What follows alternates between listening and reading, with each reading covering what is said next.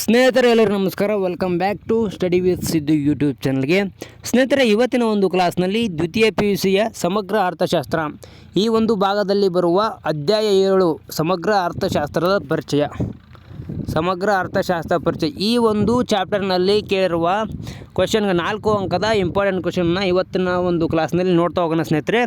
ಅದಕ್ಕಿಂತ ಮುಂಚೆ ಯಾರೆಲ್ಲ ನಮ್ಮ ಒಂದು ಚಾನಲ್ನ ಹೊಸದಾಗಿ ನೋಡ್ತಾ ಇದ್ದಾರೆ ನಮ್ಮ ಚಾನಲ್ಗೆ ಸಬ್ಸ್ಕ್ರೈಬ್ ಮಾಡ್ಕೊಳ್ಳಿ ಮತ್ತು ಈ ಒಂದು ವಿಡಿಯೋನ ಎಲ್ಲರಿಗೂ ಶೇರ್ ಮಾಡಿ ಸ್ನೇಹಿತರೆ. ಬನ್ನಿ ಸ್ನೇಹಿತರೆ, ಈ ಒಂದು ಚಾಪ್ಟರ್ನಲ್ಲಿ 4 ಅಂಕಕ್ಕೆ ಕೇಳುವಂಥ ಒಂದು ಕ್ವಶನ್ಗಳನ್ನು ನೋಡ್ತಾ ಹೋಗೋಣ ಸ್ನೇಹಿತರೆ. ಮೊದಲ ಒಂದು ಕ್ವಶನ್ ಬಂದುಬಿಟ್ಟು ಸಮಗ್ರ ಅರ್ಥಶಾಸ್ತ್ರ ಮತ್ತು ಸೂಕ್ಷ್ಮ ಅರ್ಥಶಾಸ್ತ್ರ. ಸಮಗ್ರ ಅರ್ಥಶಾಸ್ತ್ರವು ಸೂಕ್ಷ್ಮ ಅರ್ಥಶಾಸ್ತ್ರಕ್ಕಿಂತ ಯಾವ ರೀತಿಯಲ್ಲಿ ಭಿನ್ನವಾಗಿದೆ ಎಂಬುದನ್ನು ಸಂಕ್ಷಿಪ್ತವಾಗಿ ವಿವರಿಸಂತ ಕೇಳಿದ್ದಾರೆ ಸ್ನೇಹಿತರೆ. ಈ ರೀತಿಯಾಗಿ ಒಂದು ಕ್ವಶನ್ನ ಕೇಳಿದರೆ, ಈ ಒಂದು ಕ್ವಶನ್ನ ಆ್ಯನ್ಯುವಲ್ ಎಕ್ಸಾಮಲ್ಲಿ ಹಲವಾರು ಬಾರಿ ಕೇಳಿದರೆ, ಹಾಗಾಗಿ ಈ ಒಂದು ಕ್ವಶನ್ ಇಂಪಾರ್ಟೆಂಟ್ ಆಗುತ್ತೆ ಸ್ನೇಹಿತರೆ. ನೋಡಿ, ಈ ರೀತಿಯಾಗಿ ಕ್ವಶನ್ ಕೊಟ್ಟಿದ್ದಾರೆ. ಸಮಗ್ರ ಅರ್ಥಶಾಸ್ತ್ರವು ಸೂಕ್ಷ್ಮ ಅರ್ಥಶಾಸ್ತ್ರಕ್ಕಿಂತ ಯಾವ ರೀತಿಯಾಗಿ ಭಿನ್ನವಾಗಿದೆ ಅಂತ ಅವ್ರು ಕ್ವಶನ್ನ ಕೇಳಿದ್ರೆ, ಇಲ್ಲೇ ಒಂದು ಆನ್ಸರ್ ನೋಡಿಬಿಡೋಣ. ಸಮಗ್ರ ಅರ್ಥಶಾಸ್ತ್ರವು ಸಮಗ್ರ ಆರ್ಥಿಕತೆ ಸ್ಥಿತಿಗಳನ್ನು ನಿಭಾಯಿಸಲು ಪ್ರಯತ್ನಿಸುತ್ತದೆ. ಸೂಕ್ಷ್ಮ ಅರ್ಥಶಾಸ್ತ್ರದಲ್ಲಿ ಆಳವಾದ ಬೇರುಗಳನ್ನು ಹೊಂದಿರುವ ಸಮಗ್ರ ಅರ್ಥಶಾಸ್ತ್ರವು ಮಾರುಕಟ್ಟೆಯಲ್ಲಿನ ಬೇಡಿಕೆ ಮತ್ತು ಪೂರೈಕೆ ಶಕ್ತಿಗಳ ಸಮಗ್ರ ಪರಿಮಾಣದ ಚಿತ್ರ ಒದಗಿಸುವುದು, ಕೈಗೊಳ್ಳುವುದರಿಂದ ಇಡೀ ಸಮಾಜದ ಕಲ್ಯಾಣ ಹೇಗೆ ಸಾಧ್ಯ ಎಂಬುದನ್ನು ವಿವರಿಸುವುದು, ವೈಯಕ್ತಿಕ ಸ್ವಹಿತಾಸಕ್ತಿಗಳ ನೀತಿಗಳತ್ತ ಗಮನ ಹರಿಸುತ್ತದೆ. ಇಡೀ ರಾಷ್ಟ್ರದ ಜನತೆಯ ಯೋಗಕ್ಷೇಮ ಸಾಧನೆಗೆ ಕ್ರಮ ಕೈಗೊಳ್ಳುವಲ್ಲಿ ನೆರವಾಗುತ್ತದೆ. ಸೂಕ್ಷ್ಮ ಅರ್ಥಶಾಸ್ತ್ರವು ವೈಯಕ್ತಿಕ ಮಾರುಕಟ್ಟೆ ಬೇಡಿಕೆ ಮತ್ತು ಪೂರೈಕೆಗಳ ಅಧ್ಯಯನವಾಗಿದ್ದು, ವೈಯಕ್ತಿಕ ಲಾಭ ತೃಪ್ತಿಯನ್ನು ಗರಿಷ್ಠಗೊಳಿಸಲು ಪ್ರಯತ್ನಿಸುವುದನ್ನು ಕಾಣುತ್ತೇವೆ. ರಾಷ್ಟ್ರದ ಗಂಭೀರ ಸಮಸ್ಯೆಗಳಾದ ಸಮಗ್ರ ನಿರುದ್ಯೋಗ, ಬಡತನದಂಥ ಸಮಸ್ಯೆಗಳಿಗೆ ಸೂಕ್ಷ್ಮ ಅರ್ಥಶಾಸ್ತ್ರ ಅಧ್ಯಯನದಲ್ಲಿ ಪರಿಹಾರ ಸಿಗಲಾರದು. ಆದ್ದರಿಂದ ಸೂಕ್ಷ್ಮ ಅರ್ಥಶಾಸ್ತ್ರಕ್ಕಿಂತ ಸಮಗ್ರ ಅರ್ಥಶಾಸ್ತ್ರವು ವಿಭಿನ್ನವಾಗಿದೆ. ಈ ರೀತಿಯಾಗಿ ಆನ್ಸರ್ನ ಕೊಟ್ಟಿದ್ದಾರೆ ಸ್ನೇಹಿತರೆ. ನಮಗೆ ಈ ಒಂದು ಆನ್ಸರ್ ನಮಗೆ ಅರ್ಥ ಆಗೋದಿಲ್ಲ ಅಂತ ನಿಮಗೆ ಅಂದ್ಕೊಂಡ್ರೆ, ಈ ರೀತಿ ಯಾವ ರೀತಿಯಾಗಿ ನಾವು ಸರಳವಾಗಿ ಬರೆಯೋದು ಅಂತ ನಾನು ನಿಮಗೆ ತಿಳಿಸ್ಕೊಡ್ತೀನಿ.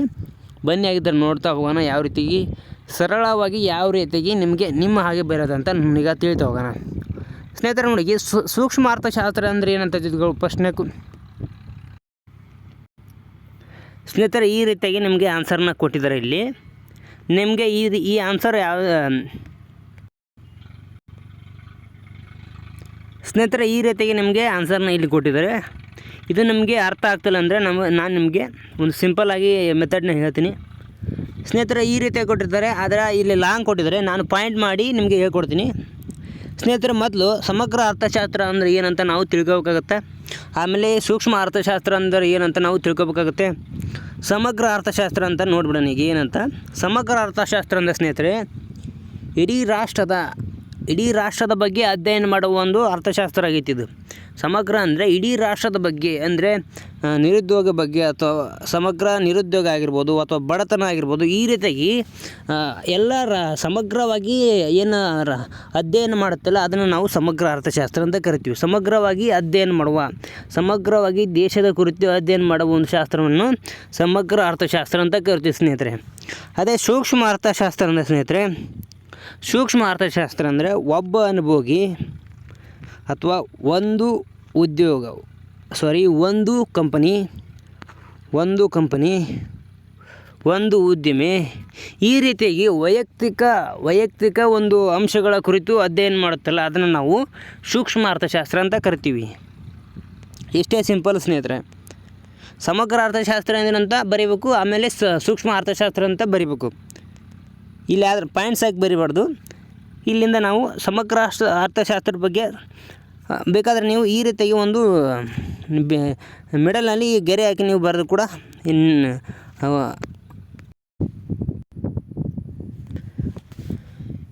ಫಸ್ಟ್ ಸಮಗ್ರ ಅರ್ಥಶಾಸ್ತ್ರ ಏನಂತ ಬರೀಬೇಕಾಗುತ್ತೆ, ಆಮೇಲೆ ಸೂಕ್ಷ್ಮ ಅರ್ಥಶಾಸ್ತ್ರ ಅಂತ ಬರಬೇಕು. ಇಲ್ಲಿ ಬರೆದಿರಲ್ಲ ಈ ರೀತಿಯಾಗಿ ನೀವು ಬರೀಬೇಕಾಗುತ್ತೆ. ಇಲ್ಲಿಂದ ಮಿಡಲಿಂದ ಸ್ಟಾರ್ಟ್ ಮಾಡಿ ಫಸ್ಟು ಸಮಗ್ರ ಅರ್ಥಶಾಸ್ತ್ರ ಏನಂತ ಅಂದರೆ ಬರೀಬೇಕಾಗುತ್ತೆ. ಸಮಗ್ರ ಅರ್ಥಶಾಸ್ತ್ರವು ಇಡೀ ರಾಷ್ಟ್ರದ ಬಗ್ಗೆ ಅಧ್ಯಯನ ಮಾಡುತ್ತದೆ ಮತ್ತು ರಾಷ್ಟ್ರದ ಎಲ್ಲ ಬಡತನ ಆಗಿರ್ಬೋದು, ನಿರುದ್ಯೋಗ ಆಗಿರ್ಬೋದು, ಈ ರೀತಿಯ ಎಲ್ಲ ಸಮಸ್ಯೆಗಳಿಗೆ ಈ ಪರಿಹಾರ ಒದಗಿಸುತ್ತದೆ ಮತ್ತು ಇದಕ್ಕೆ ಯಾವ ಒಂದು ಸಮಸ್ಯೆಗಳನ್ನು ಕಂಡುಹಿಡಿಯುತ್ತದೆ. ಈ ರೀತಿಯಾಗಿ ನಾವು ಬರಿತಾ ಹೋಗಬೇಕಾಗುತ್ತೆ ಸಮಗ್ರ ಅರ್ಥಶಾಸ್ತ್ರ ಒಂದು ಅರ್ಧ ಪ್ಯಾರಾಗ್ರಾಫ್ ಬರೆದ ಮೇಲೆ, ಇಲ್ಲಿಂದ ಅರ್ಧ ಪ್ಯಾರಾಗ್ರಾಫ್ ಬರೆದ ಮೇಲೆ ಆಮೇಲೆ ಸೂಕ್ಷ್ಮ ಅರ್ಥಶಾಸ್ತ್ರದ ಬಗ್ಗೆ ಬರಿಬೇಕಾಗುತ್ತೆ ಸ್ನೇಹಿತರೆ. ಇಲ್ಲಿಂದ ಮಿಡಲ್ನಿಂದ ಸೂಕ್ಷ್ಮ ಅರ್ಥಶಾಸ್ತ್ರದ ಬಗ್ಗೆ ಬರಿಬೇಕಾಗುತ್ತೆ. ಸೂಕ್ಷ್ಮ ಅರ್ಥಶಾಸ್ತ್ರವು ಸಮಗ್ರ ಅರ್ಥಶಾಸ್ತ್ರಕ್ಕಿಂತ ತುಂಬ ವಿಭಿನ್ನ ಆಗೈತೆ. ಏಕೆಂದರೆ ಸೂಕ್ಷ್ಮ ಅರ್ಥಶಾಸ್ತ್ರ ಯಾಕೆ ಸಮಗ್ರ ಅರ್ಥಶಾಸ್ತ್ರಕ್ಕಿಂತ ವಿಭಿನ್ನ ಆಗೈತೆ ಅಂದರೆ, ಸೂಕ್ಷ್ಮ ಅರ್ಥಶಾಸ್ತ್ರದಲ್ಲಿ ಕೇವಲ ಏನು ಮಾಡ್ತೀವಿ ಅಂದ್ರೆ, ಒಬ್ಬ ಅನುಭವಿ ಒಂದು ಉದ್ಯಮೆ ಅಥವಾ ಒಂದೇ ವೈಯಕ್ತಿಕ ಅಂಶಗಳ ಬಗ್ಗೆ ಇದು ಅಧ್ಯಯನ ಮಾಡ್ತಾರೆ ಸೂಕ್ಷ್ಮ ಅರ್ಥಶಾಸ್ತ್ರ.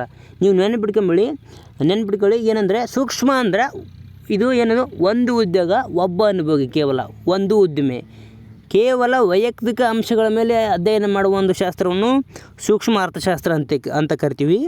ಸಮಗ್ರ ಅರ್ಥಶಾಸ್ತ್ರ ಅಂದ ಇಡೀ ರಾಷ್ಟ್ರದ ಬಗ್ಗೆ ಅಥವಾ ಇಡೀ ರಾಷ್ಟ್ರದ ನಿರುದ್ಯೋಗ, ಇಡೀ ರಾಷ್ಟ್ರದ ಬಡತನ, ಇಡೀ ದೇಶದ ಒಂದು ಅಭಿವೃದ್ಧಿ ಬಗ್ಗೆ ಅಧ್ಯಯನ ಮಾಡೋದನ್ನು ನಾವು ಸಮಗ್ರ ಅರ್ಥಶಾಸ್ತ್ರ ಅಂತ ಕರಿತೀವಿ.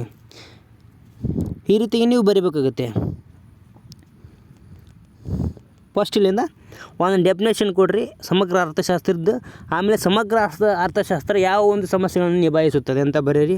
ಸಮಗ್ರ ಅರ್ಥಶಾಸ್ತ್ರ ಯಾವ ಒಂದು ಸಮಸ್ಯೆಗಳನ್ನಂದರೆ, ನಿರುದ್ಯೋಗ ಆಗಿರ್ಬೋದು, ದೇಶದ ನಿರುದ್ಯೋಗ ಆಗಿರ್ಬೋದು, ಅಥವಾ ದೇಶದ ಒಂದು ಅಭಿವೃದ್ಧಿ ಆಗಿರ್ಬೋದು, ಅಥವಾ ದೇಶದ ಬಡತನ ಆಗಿರ್ಬೋದು. ಈ ರೀತಿಯಾಗಿ ಒಂದು ದೇಶದ ಒಂದು ಸಮಸ್ಯೆಗಳಿಗೆ ಅದು ಪರಿಹಾರವನ್ನು ನೀಡುತ್ತೆ.